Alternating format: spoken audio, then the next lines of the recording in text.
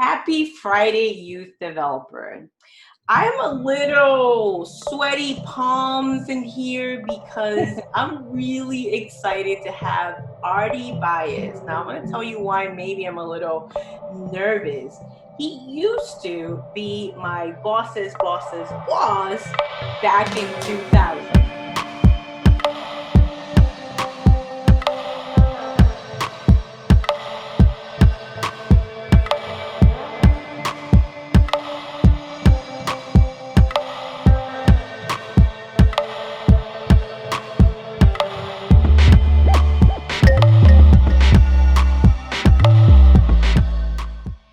The way you ran Summer Camp 2000 and that camp in Flushing has been the anchor of how I've basically compared all the different communities in camps and after school that I've led.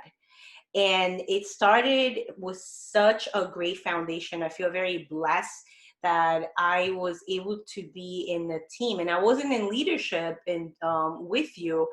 However, I was a fruit of the leaders that you created, unit leaders, because that was Summer Camp 2000, shaped the way I had envisioned how a real team should work. The not just the synergy that was among them, the friendships, and then your delegation. I'm not sure if I've ever told you that. Your delegation and your trust of them meant so much because you kind of grow up thinking, well, he's the boss, you don't question the boss. That's not the atmosphere that you brought into that camp. It was truly a team. And so I'm glad that was over because I'm no longer sweaty palms in here. Maybe that was just something I've been wanting to tell you, well, at least. So I'm also a trainer, so I train youth developers. So this story I've told for now, it's going to be 20 years of talking about where that was planted. I'm getting goosebumps. And really, it started from the leadership that you harvest and you built. And when I came in 2000, Summer Camp 2000. So welcome to our youth developer channel. You, my friend, are part of the story of the seed that was planted. No, thank you. It's definitely, I feel dated and old. 20 years does go by very fast, but yeah. I do think that the foundation that was fostered there, I can't take credit for. I think a lot of it is just having the vision and the concept of caretaking of children. I think that's something I always took very serious along the way. And we were all young, trying to figure out our own career paths and trying to figure out how to do this role with the limited experience that we had, but also the huge responsibility that we had as just being role models, as caretakers, and trying to figure out to have fun in the summer and do something impactful. All those things, required a level of heightened effort. And I think the good thing, I was always surrounded by great people. And it starts with that. And then you build the foundation and the structure and the ability to really foster that culture, to be honest with you, and accountability and responsibility. One of the things I do want you to share, because I know that you're not at that camp, you're no longer a camp director. Yeah. No. So what is your current position right now? I work for the National Basketball Players Association, which is the union for the players that work in the NBA. And we work on a program called Off the Court, which really is to help players figure out their transition once they're about to leave the game. And I think as these players all through their life and career are all about basketball and playing the game, we're held here to serve to bridge that gap in terms of what is the next step once they're done playing that game. So it's something that I never really thought about working in professional sports. It wasn't necessarily on my radar, and it really came from the from the concept of serving others and being able to Mm, give back and help and help individuals find what are the opportunities in front of them. Because individually ourselves, we're always trying to figure out what is our incremental steps to get to succeed. And sure. sometimes getting help and support helps direct and push you forward. Yeah. So this role really was about kind of the opportunity to really use some of my grassroots youth development hat in terms of outreach and Yeah. building relationships and Yes. thinking of concepts to engage and to build trust. And I think that's the biggest thing that you constantly think about is you're building trust with parents, you're building trust with Mm-hmm. children Yeah. and people you work with. So they have to be able to know that your intentions are good, that Yeah. you're willing to do the work to Yeah. help and assist, and there's no other reasons beyond just the output, the mission of what you're trying to accomplish. So, and I Yeah. think when you do that, you're able to break down those barriers, help individuals really embrace the opportunities in front of them. Yeah.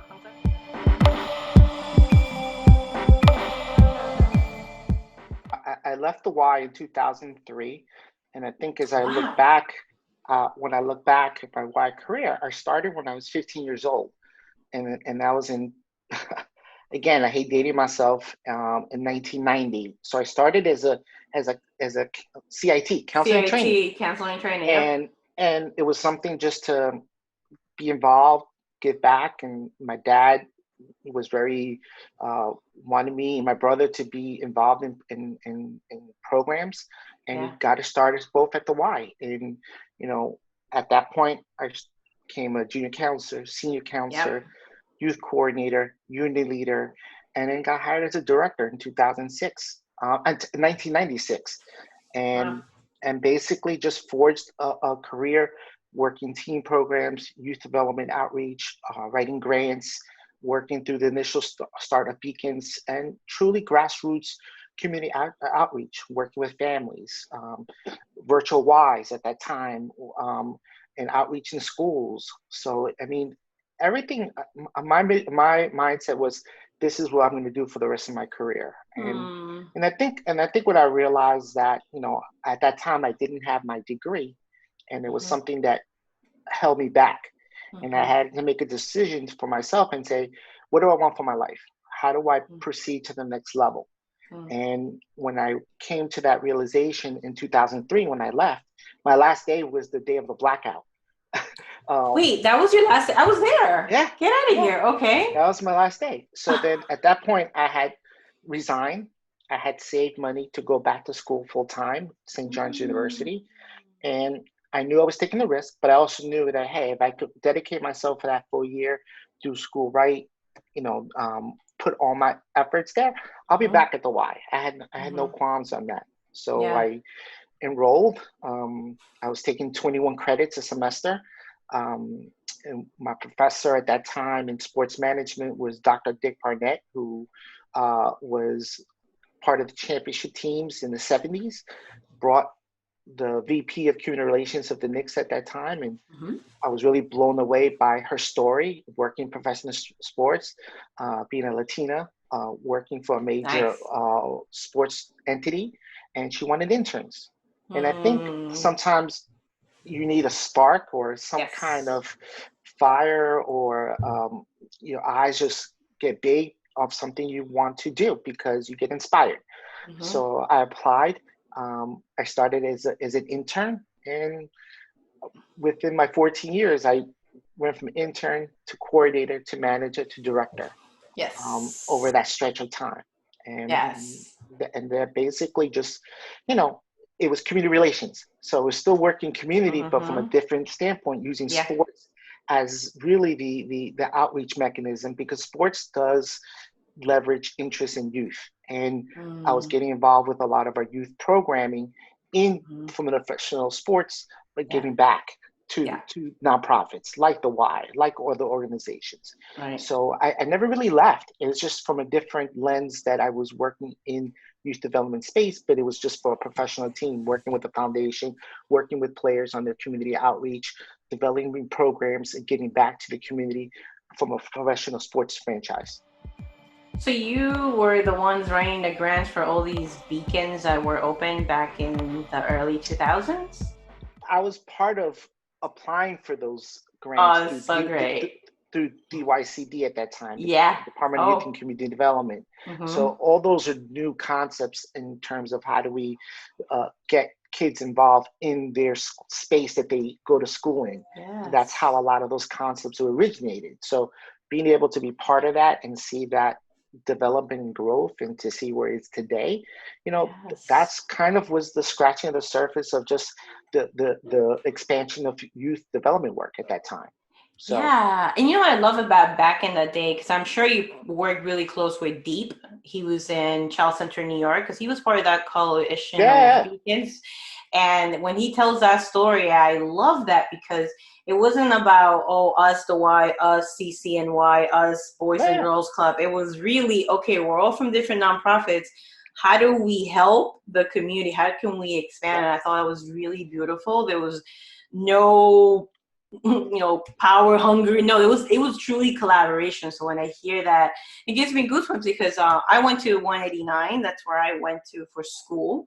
So 189 is dear to my heart. And I didn't know that you actually resigned from the Y to go back to school, because that's also part of my story. Because when I was in oh my goodness, it's the site in Whitestone with Tina Kreislow. What is the name of that site? 194. 194. Yeah. She hired me to be the interim after school director, and she talked to me about Springfield College. And because she said, I have to call you an interim because you don't have a degree, but if you have a degree, you could become the after school director. And at that time, I was like, that's all I want to do in my life, right? Like, Mm-hmm. I want to be just like Artie, and, like, this is where I want to go. So it's always, I honestly just secretly been looking up to you. Now I'm like totally saying it out there, but I knew at that time I wanted to create that environment. And I also went back to Springfield when I was 28. I was a non-traditional student in Springfield College. And that is really neat that you actually went back, because I found out many people were grandfathered into the position, but I believe the Y set a hard rule Yeah, on that. they did. Mm-hmm. Yeah. So, and even well, anyway, I'm not going to say the area, but I know I've been in Ys where some people are going through that struggle of being taken out of their roles because the Y there's no longer your grandfather and you need to have a bachelor's. I didn't know that story about you. That is really neat, and that opened up an opportunity. I actually did a semester at Springfield, making that drive on the weekends. Oh, okay. Yeah, it ultimately didn't work out for me, but it definitely, it's the YMCA college. Yeah. So you kind of, it's geared for the individuals that are working in permanent in full-time roles. Yeah. They need the educational, academic check in the box, but it's very conducive to working within your field, but also all geared to help you with the balance of tackling a lot of classes, but in a very regimented way without having the commitment level of having to go to classes every day, because that's the reality of it. Folks are juggling multiple things. So you need to have that paper, that diploma in order to advance. And that was the dilemma that I faced. And I had to make an aggressive decision because I didn't want to idle by and be stuck. And the worst thing to be is in a situation of your own making that you're not pushing yourself to really accomplish and give yourself options. And that's all about giving yourself as much opportunity to go different directions.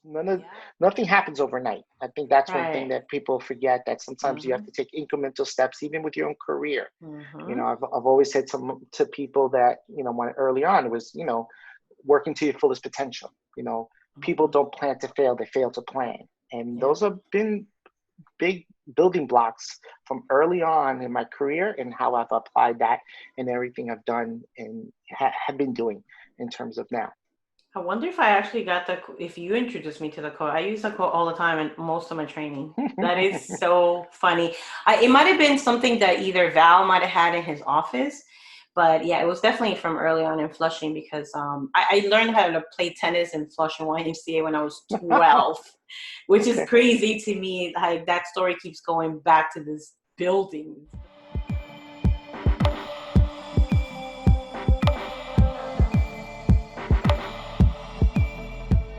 I didn't have healthy boundaries. I was so immersed in what I was doing. And again, this is why I do compare back to 2000, because you did walk in trusting your team. It was different. You weren't running around the way I was running around, or I've seen other directors run around. I never saw you running. I saw you leading, embracing, building. Well, And what I want to share with that, and maybe you could bring some light to everyone in here, is on that power of self-care and really transitioning to just paying attention to that. So I want to leave it open. I have a few questions that I love asking, such as like, what do you do for fun and things like that? But what would be your advice to so many directors or senior directors, executives out there who may be going through something like this? listen, it's a hard. Maybe I hit it well, but at that time, I lived at the Y. I mean, I lived and breathed, and it really consumed everything in my fiber to produce the level of oversight, the number of camps that we had, the number of people that you were responsible for, and the parents and the kids. And I think that drove me to do everything in my possible ability to put time and effort. And yes, I did have a lot of great people like Val, Javi, Sylvia, all these amazing individuals that became teachers and educators. So I sparked that level of willingness that they wanted to do everything in their power to make sure they experience, that the staff feel good about the jobs that they did, that they were invested, that they felt supported. And I think when you build that level of investment into your people, and the individuals that are actually in the front lines, taking care of the kids and the Rolling up their schedules. sleeves. Yeah, rolling the sleeves, making their swimming and the arts and crafts and the buses on time, and that there's things go seamless at the pool, and lunch at the park goes great. All those required sessions that we all locked in rooms, planning, putting stuff on the wall, coordinating schedules. So a lot of it was just due diligence and doing the work to make the day easier. Did it make it and learn from it and download and be able to take the criticism of how to get better. And that was something I always was open, and I empowered people around me to be able to challenge that and grow for themselves and be able to become leaders. I think the biggest challenge is just management and working with the different personalities, identifying what works, what doesn't work with people, motivating them, make them feel inspired, allowing them to make mistakes, but more importantly, to your point, just be non-negotiable with certain things. You can get away with a child losing their lunchbox. You can get away with someone losing their towel, but there's certain things that you can be non-negotiable. If something happens at the pool, if something happens that someone's safety is in danger, those things, the way you frame it and the way you happen, and I always knew from summer, from the first day of camp to the last day of camp, I had a markdown, 39 days, because July 4th was always a day that you didn't count, and you never counted pre-camp, you never counted post-camp, because that was easy. But it was the 39 days that I had on my board and said, this is, if I can get through the middle and check where we are to the end, we're going to be successful. So the balance, there was no balance at that time. I was younger, but as you kind of figure out, your priorities change. Once you look at the work, you say, what is the next step? Is it becoming a trainer? Is it taking more responsibilities, bringing in people that can really roll up their sleeves, and you're just help with the strategic, you're helping with the overall developing of it. You have to remove yourself from the equation when you don't necessarily have the same effect that you had before. That's why when Sylvia got hired, I was more in the big picture, more of helping the back end and she was really in the trenches Yes. working with the staff. And I did everything to complement the things that I couldn't do, because Sylvia was the pulse beat of working the camp and the Yes. relationships. I was doing the numbers, I was doing the business plans, I was doing the marketing, I was doing the administrative work that Yes. and I realized you have to kind of own up and say to yourself, what strengths, what are you willing to sidestep to allow people who are great at certain things to thrive, Yeah. but you balance it, but you also help them grow as a professional in those areas. And we complemented each other well. I think it was probably one of the best Absolutely. relationships that I had professionally in terms of building the team, getting to a certain point, but allowing not to be the front and center, but being Yeah. able to support it. But we were also getting great feedback from parents, and kids were happy. And that's all that mattered to me at the end of the day. So thank you for sharing that organization structure part of it, and then trusting your people. So the way it could be, as you said, you and Sylvia, I did see that. It was like seeing mom and dad. That's how it felt for me as a camp counselor. It's like, yeah, that's mom and dad. Those are my big brothers and sisters. And you know, and so it was really grateful for me. So I just want to end up with a few questions that I believe they're very important for people who work in communities. How do you play, or what do you do for play? What do you do for fun? What do you do to decompress in your lifestyle right now? I have a 7-year old.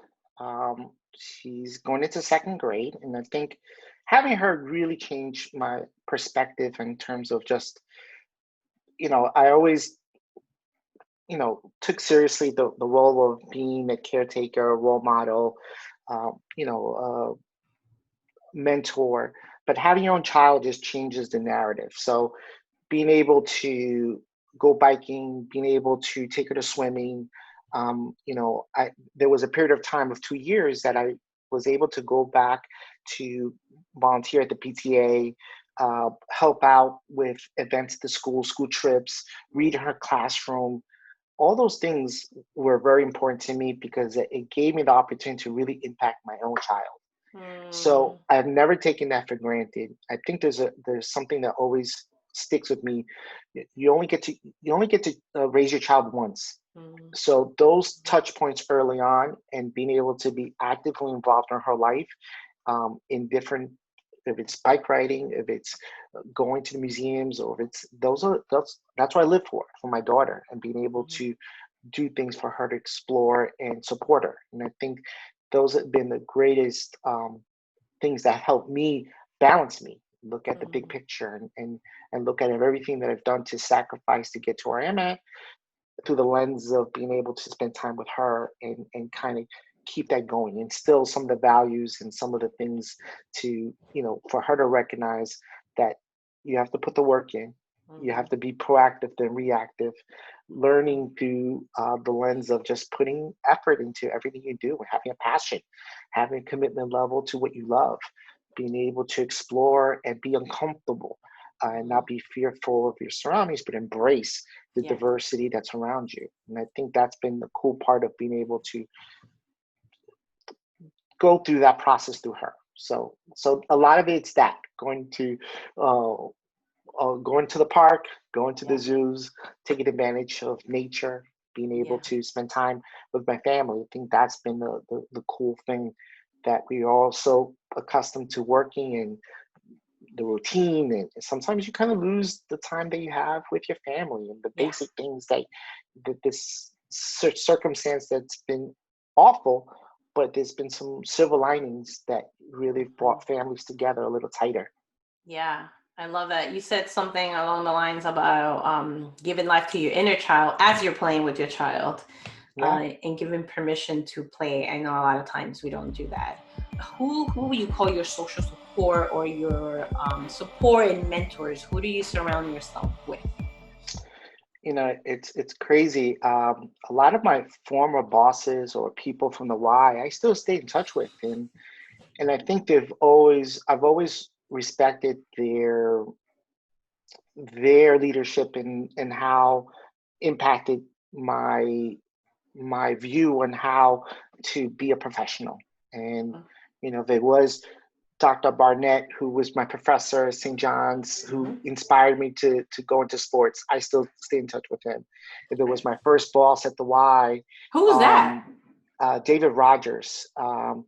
He he was definitely gone by then, Mm, but there's been key people that have the ability to wanting to stay in touch yeah. with individuals through my career. So I think it's a mixture of different people that have crossed my paths that I stay in touch with either through Facebook, through Instagram.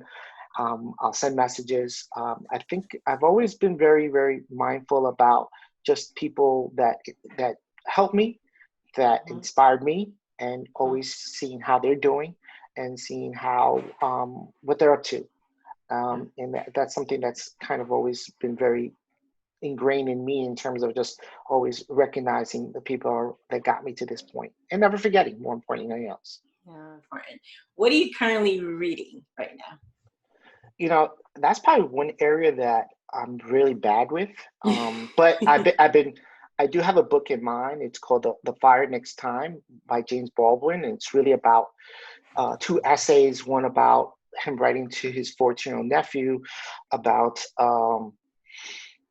American history and race relations. I think Mhm, to me, I've always tried to look at how do I get better understanding of what's happening, and mhm, having perspective from different viewpoints has always been important to me to understand how do mm, I navigate and how do I influence change. Um, so to me, I've never really done a great job of just reading in general. That's something I've always struggled with because my mhm. attention span is never been there. Yeah, But definitely that's something I want to do a better job at in terms of just taking more time.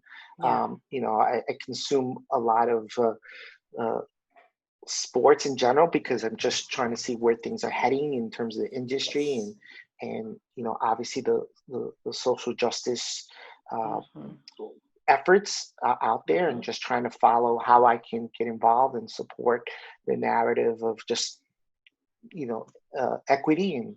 equality in this country. So it's definitely something I've really kind of leaned in a little bit more. And it really encapsulates like race relations in the 1960s. Mm, It's been one of the most influential books about race relations that, okay.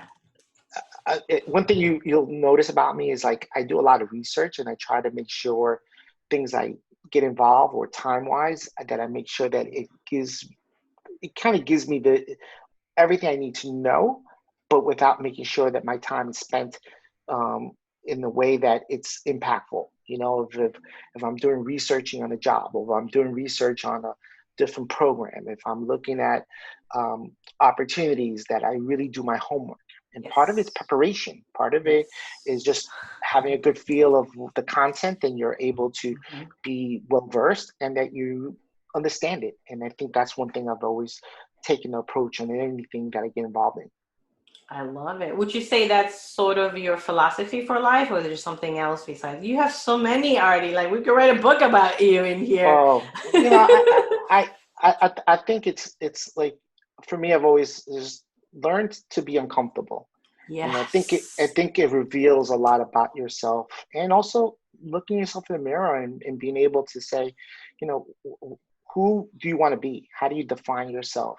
What do you represent and stand for? And it doesn't, none of that happens overnight. It's a Right. progression over time, and your willingness to want to uh, get better or to improve or to learn. And it's funny you say that because when I left the Knicks in 2017, I walked away from my job. I felt that I wasn't getting the opportunities that I really wanted, and I just didn't want to wait there and wait. So I Mhm. made the decisions to walk away, and I was able to take advantage of spending time with my daughter. It was just a made perfect sense. And then I got a job offer to work at your college in sports Hmm. information. No idea sports information. The athletic director was a former colleague and said, "Hey, I lost our sports information director. Would you mind, pitching in for a little bit until we hire someone?" So I was Yeah. like, "Okay, maybe I can help out." So Mhm. I did research and it's like, whoa, this is writing recaps for 17 sports teams. This is doing video content, social and digital. And I was like, she said, we'll help you. So then I, I went into the role, and it was just a huge learning experience. I went to LinkedIn. They have lynda.com learning. So I was understanding social, digital, marketing. I got into learning about Lightroom and Adobe Photoshop, learning Premiere, editing. I invested into a camera. I got into photography. I started taking pictures. So now I'm creating videos. Now I have a good understanding of just social and digital content. With my job now, because we transitioned to online, we've been doing video content on telling the story of guys as a transition. But a lot of it had to do was that I was willing to go into a space that I really do much about, but got some of the reps in. I was able to do some investing. A lot of it's investing in yourself. It just doesn't happen organically. You have to be intentional. You have to really put a plan in and take steps to get better at it. So right now, I invested in photography. I have lenses. I take pictures. I'm able to do some great photos, and I'm able to create videos. And that's all because a challenge was presented in me. I was not going to let that define just my skills, but I embraced it. Am I great at it? No. But I have knowledge. I have an understanding. I could use the tools for the bare minimum, but I wasn't fearful of it. So I think growth is constant and evolving and ever changing. So, and that's something that I've never shied away from. I've embraced it more than anything else. So, and that's anything in life. If you're not a good writer, put the work into writing. If you're not a good public speaker, put into the work into public speaking. But it's reps. It's about taking the time. It's about looking and putting the work in. And that's something you can control. You can have talent. You can have natural ability, but you have to put the work ethic and put that together, and you'll see results. So on that note. I love it. This is why I share so many people during trainings. I was like, tell me something that you usually tell your staff that you just want me to add, because sometimes when people hear from other people, it may connect better, right? And I'm sitting here getting goosebumps. There's been a lot of the conversations that Jimmy and I have been having in our podcast, and you know, when you were saying proactive, reactive, I was like, did you read 7 Habits? Is that what I was like looking forward to one of those books that you read? I really appreciate that. And especially on the 2 things that stood out of that is preparation and being intentional. Obviously, as your life shows your evolve, like how you welcome learning and evolving. And then what you're adding to what I hear and to what I'm currently embracing, it's preparation, like you said, putting in the reps. Funny you spoke about public speaking. My mentor in public speaking and in language, because I do a lot of language and story work as far as my life coaching, that is the number one thing he's saying. So you're saying it, it's connecting in such a deeper way. And again, that's the power of conversation. So I really appreciate that people have to put in the work. And one thing that you also mentioned, a harvest starts with a seed, and some plants grow in different seasons. Sometimes we're in different seasons. So it's not, some people send people to training to expect their staff to get things right away. No, that was just the planting of that seed. So I truly appreciate everything you're sharing. I hope you guys are taking notes from Artie in here. Yes, I've been geeking out from the beginning here. It's just so good to really reconnect with you. I hope that we stay connected. I have you on my phone now. Okay. But I appreciate every single minute of our conversation. No, and I thank you for the opportunity. I never take that for granted. And listen, we've talked, and I know you from back when. So it's definitely amazing to see what you've been able to do with your platform. And listen, it's an evolution of trying to see where these lend. But I looked at your portfolio of work that you've done, and it's really impressive. I think you have to always look back and say, reflect a bit and say, where did you come from? Where are you Mm-hmm. at today? How much has been accomplished, but also realize how much more you want to do. Yeah. And I think it's always great to always check where you're at. And Yes. just so seeing and listening and interacting with you, wow, it's amazing what you've been able to accomplish. So definitely kudos to you and the work that you're doing, and it's really, really awesome. And I think that really speaks a lot to your inner fortitude and Mhm. perseverance to get where you're at. And I wish you continued success. And thank you again for the opportunity. I received that and thank you. Absolutely. Yes.